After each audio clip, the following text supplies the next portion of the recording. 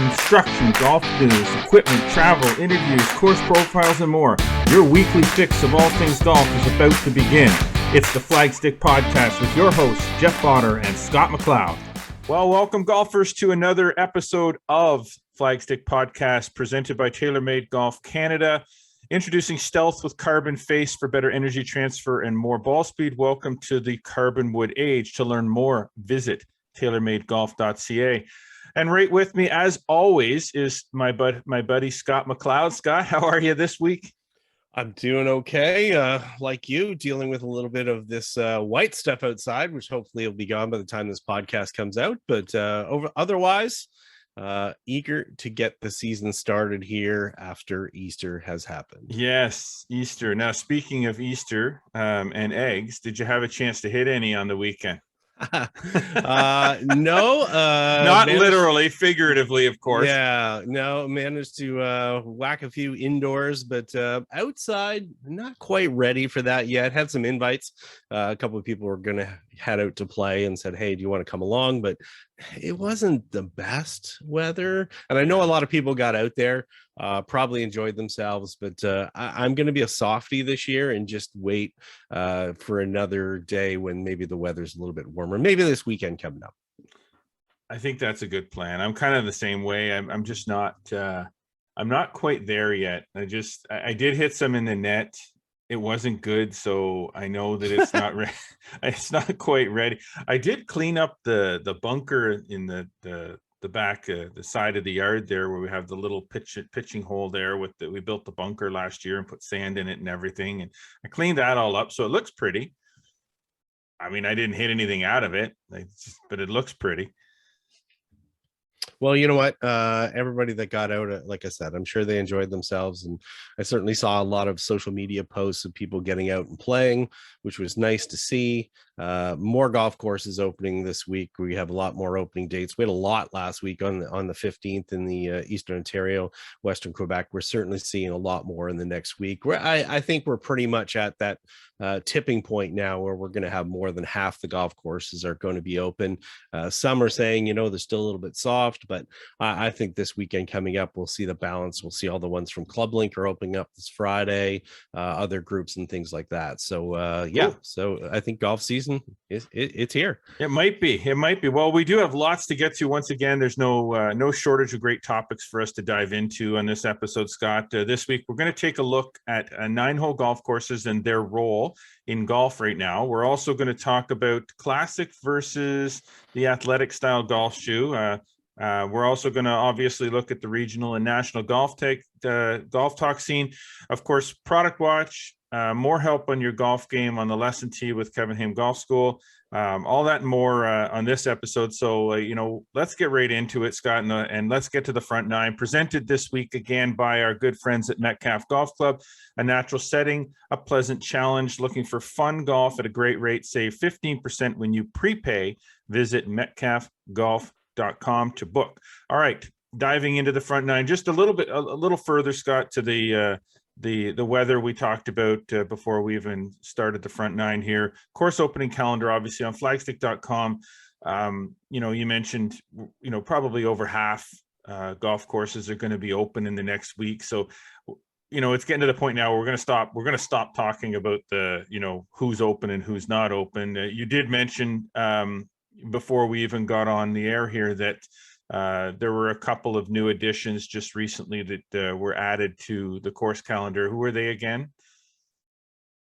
You mentioned La Sorcière. Yeah, we had courses. Yeah, La Sorcière, we got the date for that. Mountain Creek opening up as far as we got the date for that. Les Vieux Moulins, certainly many more. And as I mentioned as well, Club Link, their golf courses are going to be opening coming this Friday as well. All right, so check it out at flagstick.com. There is a course opening calendar that we've created. There's a link right at the very top of the page, just above the image slider there, that you can check out. And we'll keep it updated, even though we may not talk about it as much on this show. We're certainly going to keep it updated on a regular basis for everybody as courses continue to open. The other thing, Scott, we did a poll on Instagram. And the poll on Instagram talked about athletic shoes versus the classic shoes. And And the results of the poll were, not tipping heavily in favor of one over the other, but a little bit more towards,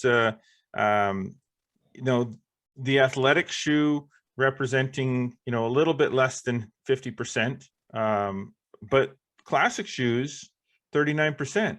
So, we're kind of like, 50-50 on that. Where do you stand on it? I'm kind of a classic shoe sort of guy, but I've certainly seen a rebirth in the last little while. I think athletic shoes certainly burst onto the scene and certainly came up in the preferences for a while. And I did the poll in two places. I did it on Twitter and also on Instagram. And I think Instagram, they had a little bit more of a trend towards classic, which I was surprised because we generally have a younger demographic that's there. But I would say if we did this poll a couple years ago, we would have had athletic be, more like 60 or 65%. I think what we're seeing is a little bit of rebirth as far as classic shoes are concerned. My preference, as I said, I like a classic shoe, but I like athletic ones as well. But I think classic shoes are just that. They're classic, they're timeless. Yeah, I'm kind of the same way. I do like my classics. I have a couple of really nice custom color scheme. We did a contest a number of years ago, and we had our readers in the magazine send in their designs for the shoes, and then whatever ones were chosen, I had them made and I wear them. So I like a classic shoe, and even some of the athletic shoes that I wear are still a little bit kind of classic-y. They kind of have maybe call them tweenies. They're not quite the athletic running shoe style, but they're not quite the full leather soles and, the old style where you used to get the real leather soles, leather uppers, leather everything. Heavy as heck when they got wet, but they were really sharp looking shoes. So I'm kind of like a little bit in between, but I do like to lean a little bit more towards the very classic look wingtips. That's kind of my deal. So interesting results on that poll. And we're going to continue to do polls like that because it's really interesting to find out what the people that come to the website and follow us on social media, what they're thinking when it comes to trends in golf. And that's why we do the polls. It's not that we're trying to create data for anything in particular. We don't use the data for anything like that. It's just something fun, something interesting, and see what our readers and followers are interested in. So with that, one of the other things we're talking about trends, shoes and shoe styles, obviously that's something, but is courses having their own brand of beverages. We saw a little bit. I think the first ones that we really saw maybe was Rito View when they released their craft brew, I guess their branded brew for the golf course. And there's been other courses since that have done the same type of thing, right?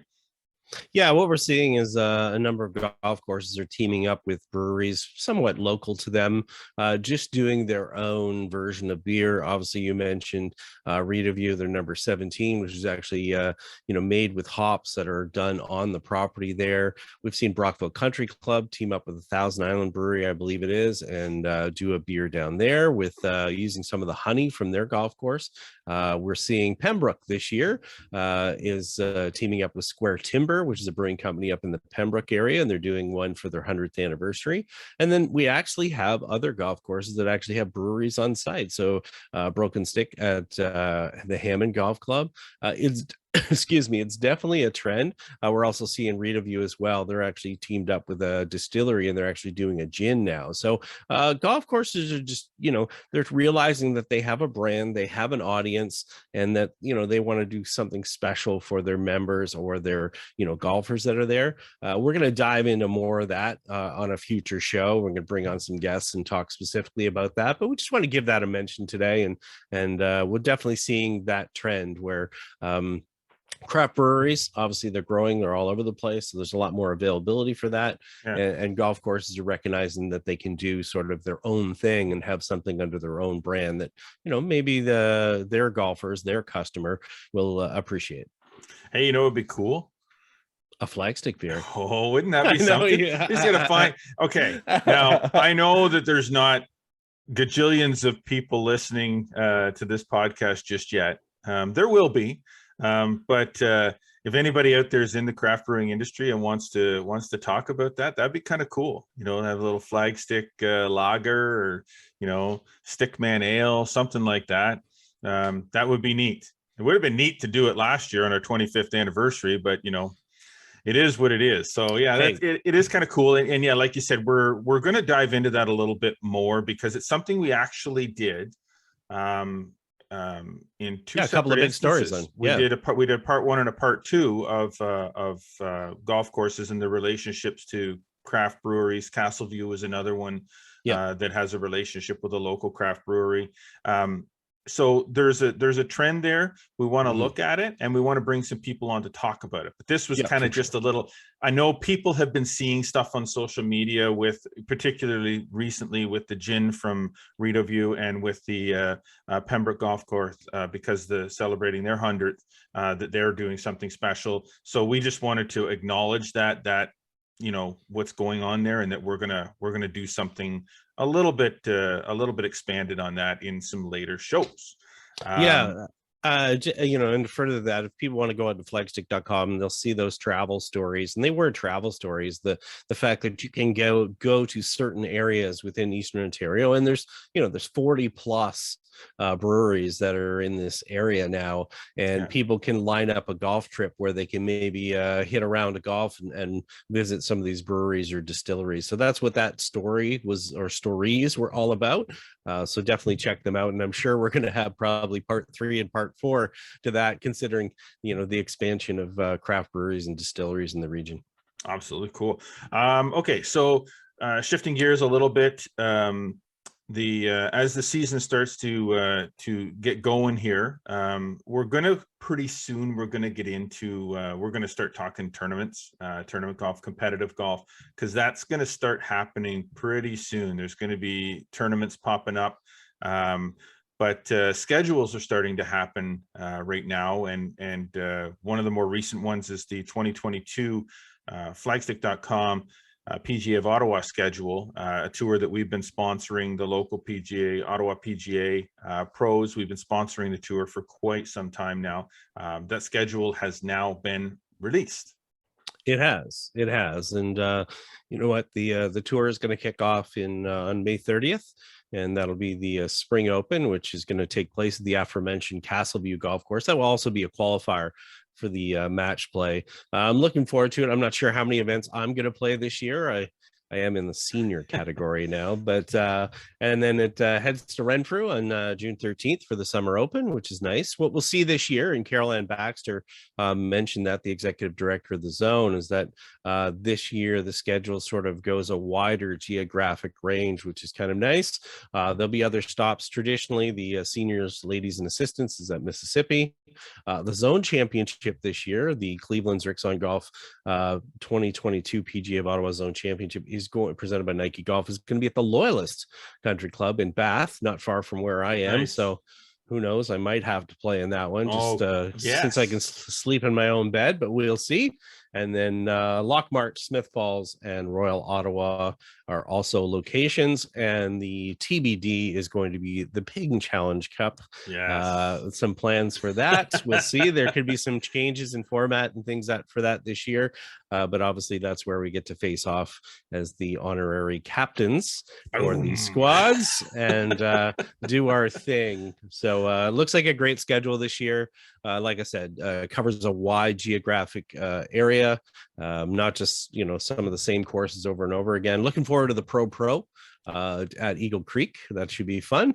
Who are you teaming up with? Your usual partner, or is he bailing? No, he hasn't. No, he hasn't gotten rid of me yet. So Derek McDonald, the Royal Ottawa Golf Club, we've managed to have a couple of top 3 finishes in that event together. So we're going to try and see if we can finally get the trophy. Sweet. I like it. Now, further to tournaments, further to events, I personally, I love talking about junior golf. Junior golf is, you know, I have a soft spot in my heart for that. Obviously, we've been heavily involved in junior golf for a lot of years, so well over 25 of them, to be honest with you. The last couple of years, we've been a major media partner with the Play Junior Golf Tour, and the things that they've been doing and trying to help them get the word out a little more as a media partner. But the Ottawa Valley Golf Association as well has now teamed up with the CJGA as a, you know, with a partnership for an expanded tour of sorts, right? Yeah, basically, what's happening is that different associations are obviously working hard to create more opportunities for young golfers. One thing that's difficult for some players is getting into playing tournament golf. Not everybody's really excited about it, or they're maybe a little bit timid about it. So what's happened is that the OVGA, the Ottawa Valley Golf Association, already is running some events with the CJGA, the Canadian Junior Golf Association. What they've decided to do is just add another category to 4 events that they're running, just 20 players in the field. It's not a big addition, but it's something that's significant in the fact that is designed for golfers that are ages 6 to 12 that haven't played tournament golf before. It's just a category for them to get into it, maybe have the parents caddy for them, help them out with the rules. It's just an introduction to competition more than anything. And that's really what it is. It's the OVGA Introduction Tour. And they're going to have 4 events, one in May, one in June, one in July, and one in August. So again, just in addition to something that they're already doing, a small category, but another opportunity for an incubator to get people into tournament golf so that maybe they can go beyond that and maybe play the Play Junior Golf Tour events or Golf Quebec events or Golf Ontario events, but just get used to playing in competition. Yeah, I think it's important for people to understand too that you know, an organization like the Ottawa Valley Golf Association is their role is to develop and grow the game of golf. It's Correct. You know, I think that you know, in some respects, the idea that the OVGA is out there as a money-making organization, that's not what they are. They're a nonprofit organization, and obviously they need to generate revenue to cover the cost of these events that they take on. So partnerships with the CJGA are somewhat important.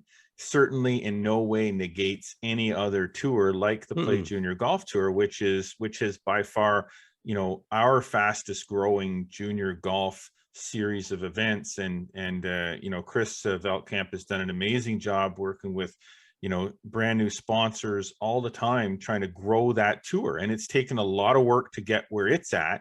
And now it's starting to get that attention and the interest, and it's filling up, if not pretty filled up with tour members and you know, with their events. So these other events are with the OVJ, they're supplements to that. You know, the juniors should get involved in as much as they can possibly get involved in their schedule, especially if they're interested at any time of participating in tournament golf. So, okay. Yeah.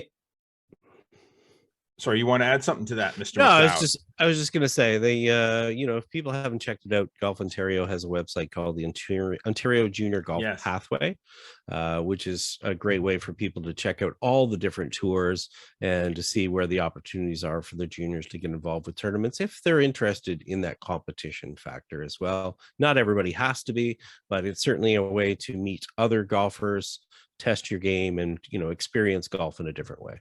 Well, I mean, just one other point there. Junior golfers are the future of our game. Definitely. So we don't need to cater to the junior golfer, but we need to recognize and we need to make sure that we do the things that need to be done to ensure that more junior golfers participate, because those junior golfers become intermediate golfers, they become adult golfers, and those are the full paying members that participate in our events and that fuel the revenue source for golf courses across the nation, across the world. But, you know, relative to here, you know, this region, we need them. We can't push them aside because of the here and now. We need to recognize that they are the future and make sure that we look after them while we can. So that said, we jammed a lot into the front nine today. But you We know what? did. It's good. It's good. There's lots of stuff to and there's a crap load more stuff we could have talked about, just based on what's recently been posted to flagstick.com. So we didn't cover it on the front nine this week. Check out flagstick.com. There's a much more golf information, regional and national content that you can investigate there. We got to take a quick break. When we come back, we're going to take a look at the role of 9-hole golf course options. We're going to get another little swing tip from Kevin Haime and the Kevin Haime Golf School. We're going to talk some product watch coming up on the back nine. But first, a quick word from our podcast sponsor, TaylorMade Golf Canada. Over the past 40 years, you've inspired us to make a lot of great drivers. All great, but all eventually reach their limit. But while we were making all these drivers for the present, we were also hard at work making the next generation of driver. Because where titanium ends, carbon begins.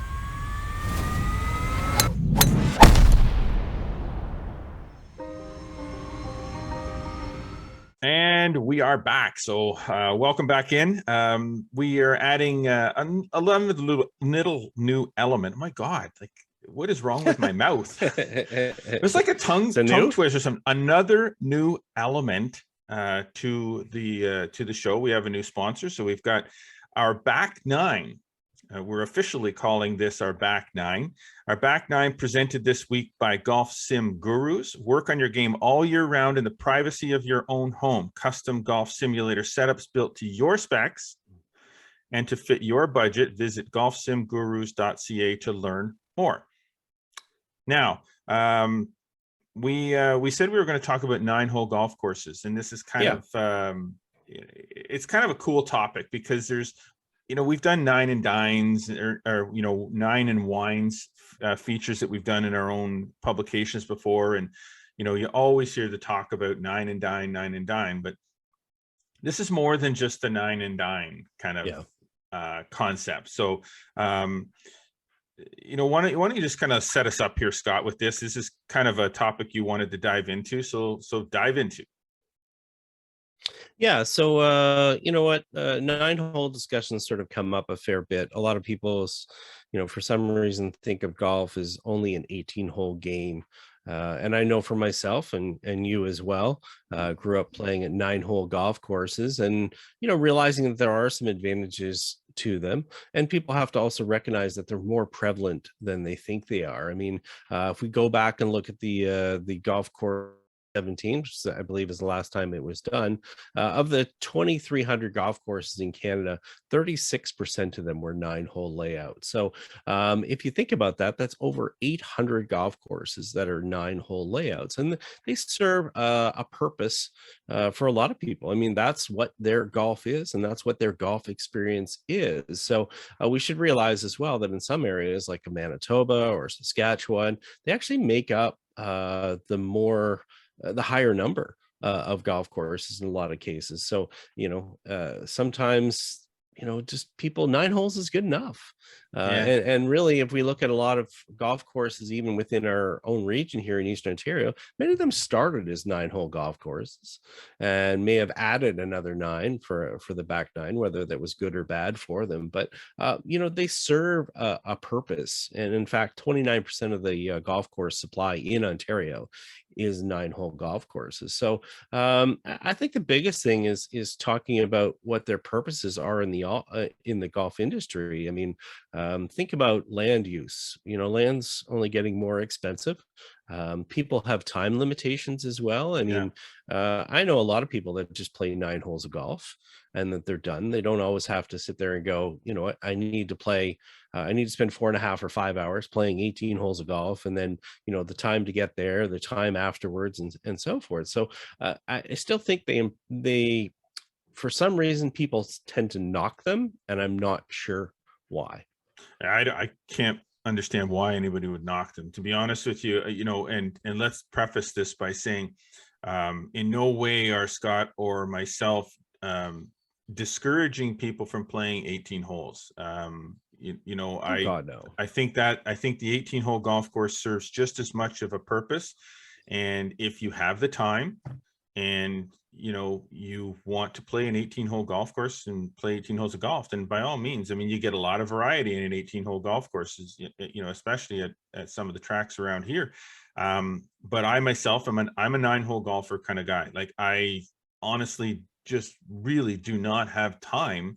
If I want to play golf, I don't have time to play 18 holes every time I go to a golf course. I just don't. And, I'm blessed. Locally, I have 2 golf courses, in the Metcalf Golf Club, where, we have a family membership because we live so close, and the Falcon Ridge golf course, which is not too far away, that also has a 9-hole specific. Now, you can play 9 at an 18-hole golf course, but of course, 9-hole courses with the Raceview Club out there, I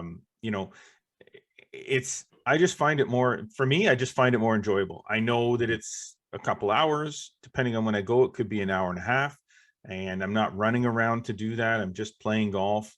And man, there's some, you and I grew up not as a junior, because I didn't start playing golf till I was 17, but my home course was Bell Park Fairways in Kingston, where you worked at, and I've told my kids the story of how you were heavily involved in the building of the 4th green. Yes, it was.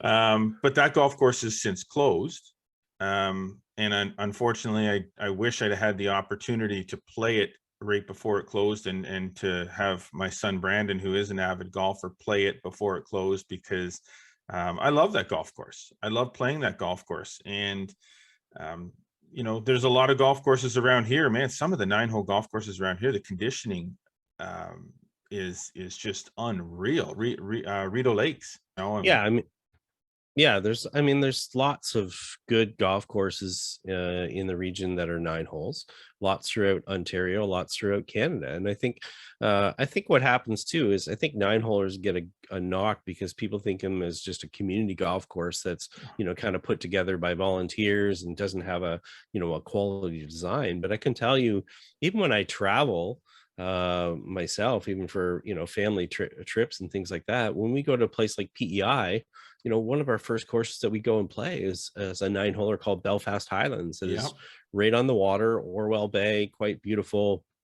We didn't have the chance to play that one when I was at PEI with you. We did go there. We did. We did. Stood on a few of the tees and looked at some of the holes, because man, some of the holes on that golf course are spectacular little par 3s and stuff, eh? Yeah, but even think about when we went to travel to Nova Scotia, and we played at a golf course called White Point Resort. Exactly. Which again, it's right on the Atlantic, has some Donald Ross roots to it.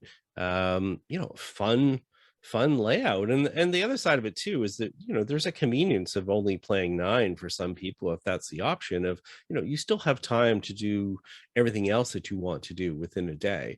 And you mentioned Rideau Lakes. Rideau Lakes is a key one in this region, because not only is it the a nice solid 9-hole golf course, they have another one in Westport as well, in Evergreen, but Rideau Lakes is where the Henderson family have their cottage, and that where Brooke and Brittany played a lot of their golf. And there's a whole slew of golf pros, Malcolm Trickey from this area, Kevin Dickey. There was a whole bunch of golf pros and people that came out of that Rideau Lakes golf course. So 9 holes serves a purpose, and I think maybe even people, I think part of what I'm trying to say and wanting to say is the fact that there are a lot of people getting into the game and that are new into the game, and maybe they don't realize that a 9-hole course or playing 9 holes is an option.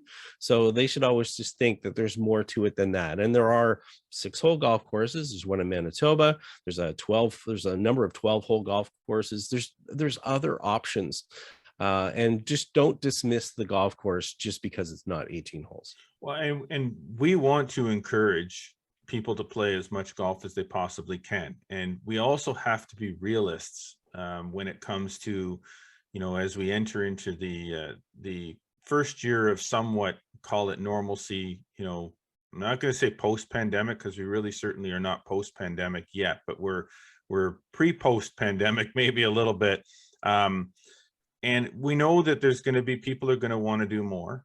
things besides golf. We discourage that. Don't do anything else except golf. No, it's only golf. No, I can't say That's that. But there are other things that people are going to want to do in the summertime besides golf. But they don't need to not golf because they think that the only thing they can do is play 18 holes and that 18-hole golf courses are the best.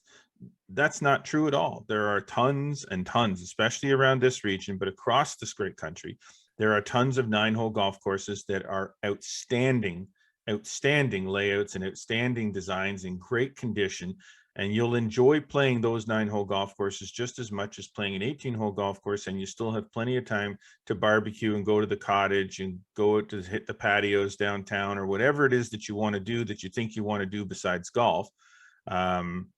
Crazy people. But there's lots of golf that can be played that doesn't take 4.5, 4:45, 5 hours, whatever it is. And I'm, like I said, I'm your guy. I love golf. I love playing golf. I do not like playing 18 holes unless it's, once in a while and I'm going, call it a treat for me to play 18 holes. I might do it once a week if I can. But I like playing 9. I like playing 4.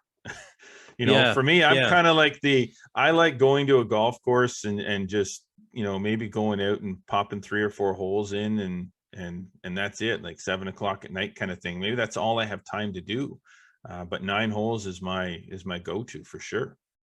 Yeah. So, just the biggest thing is, there are some great golf courses out here that are, that are 9 holes. So, pay attention to them as well. Don't just drive by or dismiss them. And, if you've got some favorites, we'd love to hear some feedback from people. Absolutely. On our social media channels or email, whatever the case may be. Just reach out. We'd love to hear some of your favorite 9-hole golf courses, and we can put them on our bucket list to get around and see. Exactly. Reach out to us. Go to flagstick.com. I mean, I'm Jay Botter at flagstick.com.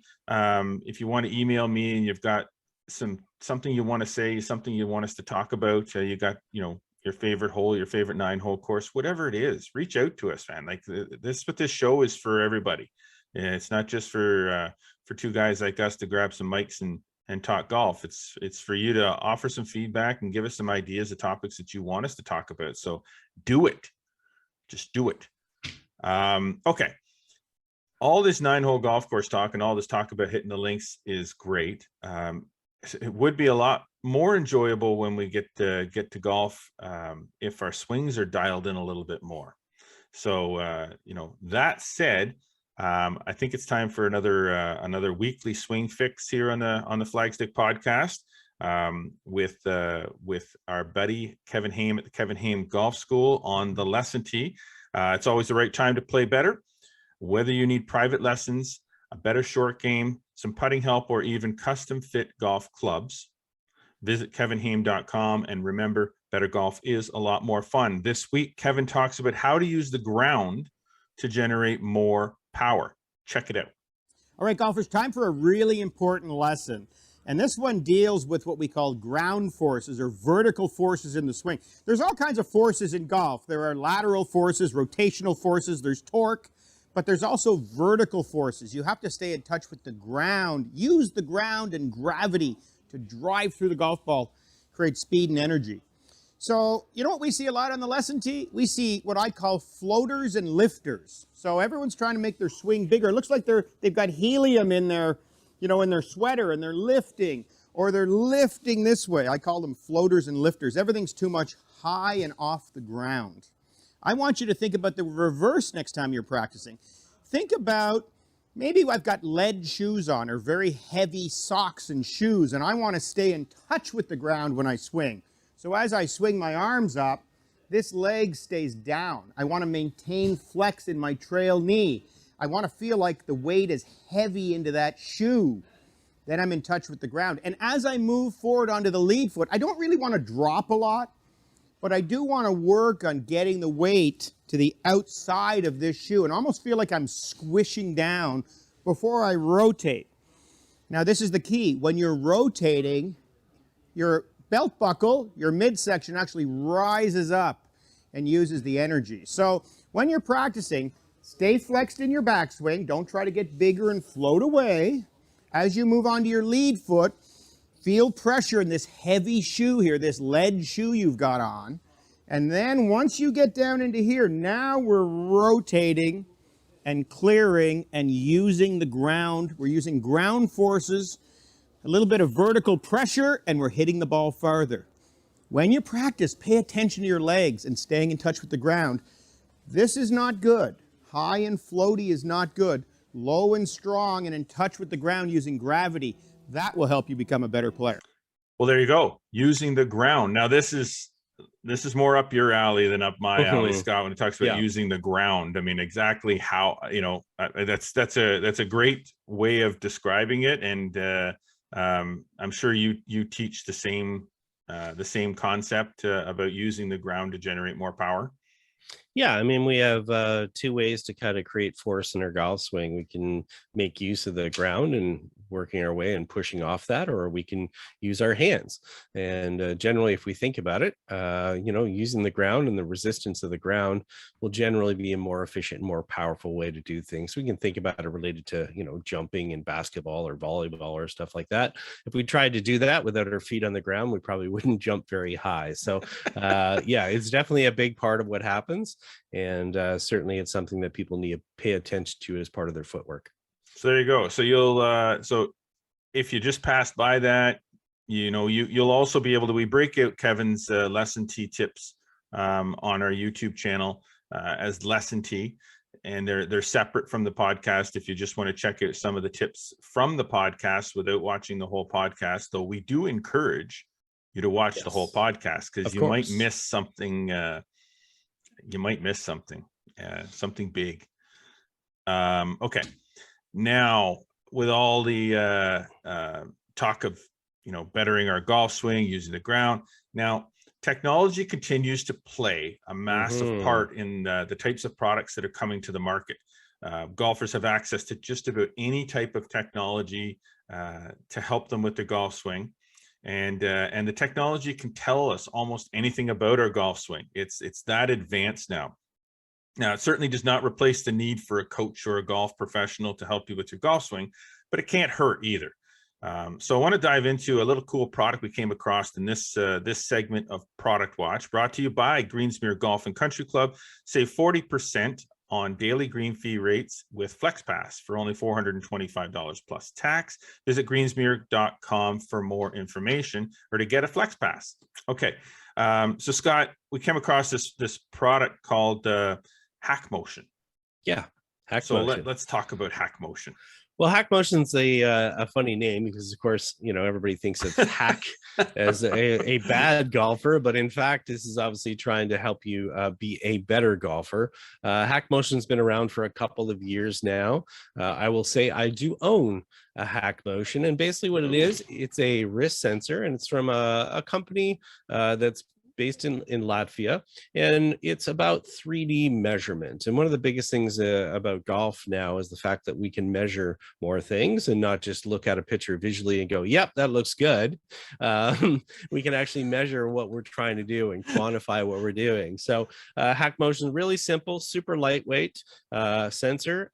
Basically, it goes on the wrist and the hand, and it allows you to measure what's happening as far as the rotation, the flexion and extension in the wrist, all sorts of different things that are occurring during the actual motion itself. Now, the cool part is that there are two aspects to this. One, there's a coaching version of it, and really all it is, the hardware itself is pretty much the same. The difference is the software. And what happens here is that, the pro, like myself, can spend $1,000 and get the more detailed version of the software, more graphs, more tables, more different things. Whereas the consumer can get a version that's $395 and measure a few less things, but it's still just as useful. And the cool thing is that the sensor not only measures 3D motion, not only during the golf swing, but you can use it for putting as well and see what's happening with your wrist angles when you're putting, because obviously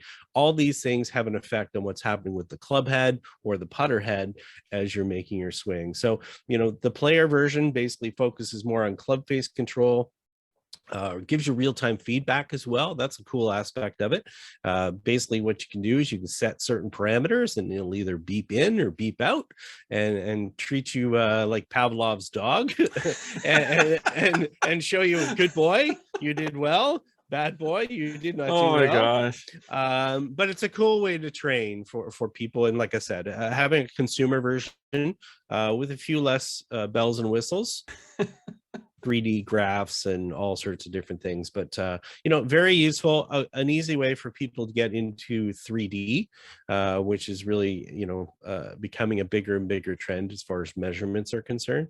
And a lightweight, you can use it on the range. You can actually take it on the golf course even as well, which is kind of cool.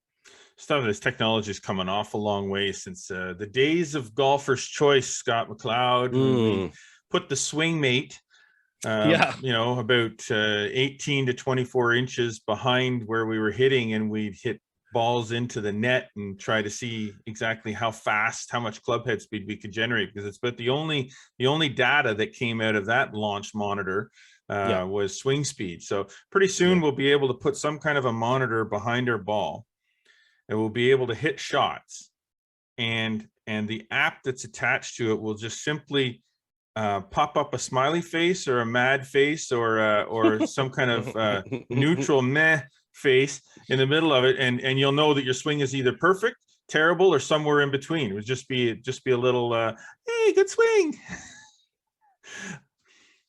I don't know where this technology stuff is going. It's getting a little bit crazy, but I like it. Yeah, I think they call that a golf coach, actually. So they can actually do that for you. But why do you stand behind your students and smile or frown when it's good or not? Sure, why not?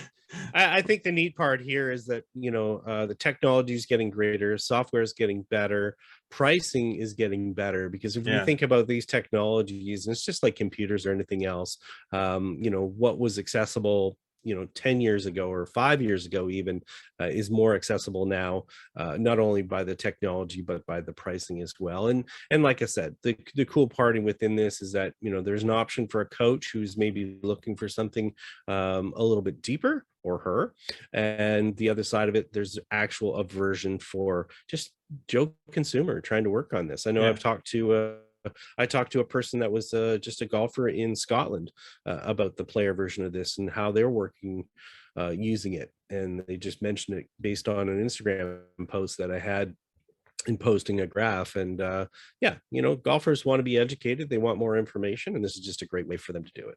Beautiful, beautiful. Well, Scott, we powered through yet another episode of Flagstick Podcast. This one seemed to go by rather quickly. I don't know why. Maybe it's just maybe when we're having fun and the banter is good, it just kind of flies by a little faster. Now we are trying to bring the length of the podcast down a little bit. We don't want to run on for 3 or 4 hours. I mean, I'm sure that everybody would love to hear the two of us talk for 4 hours. I mean, I know I like to hear myself talk.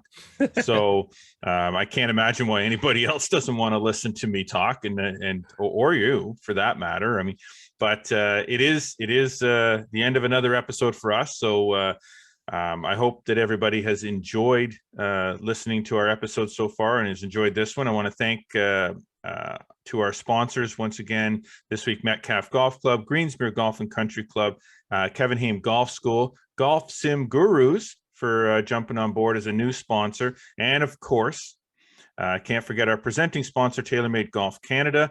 Check out the new Stealth line of golf equipment at taylormadegolf.ca, and welcome to the carbon wood age. Hopefully you're enjoying everything that you're hearing or watching with us. Be sure to follow us across all the social media networks on Instagram, Twitter, and Facebook. Subscribe to us on Spotify, Audible, and yes, as we mentioned last week, now on Apple Podcasts. And that seems to be popular with people, so we're glad we're there. Don't forget to subscribe to us on YouTube. Like us, click the notification bell, make sure that you never miss a single episode of this podcast. Get yourself over to flagstick.com and check out more amazing golf content delivered every single day. Well, sad as it is, that is it for us. I am Jeff Botter. And I'm Scott McLeod. Remember, always go for the stick.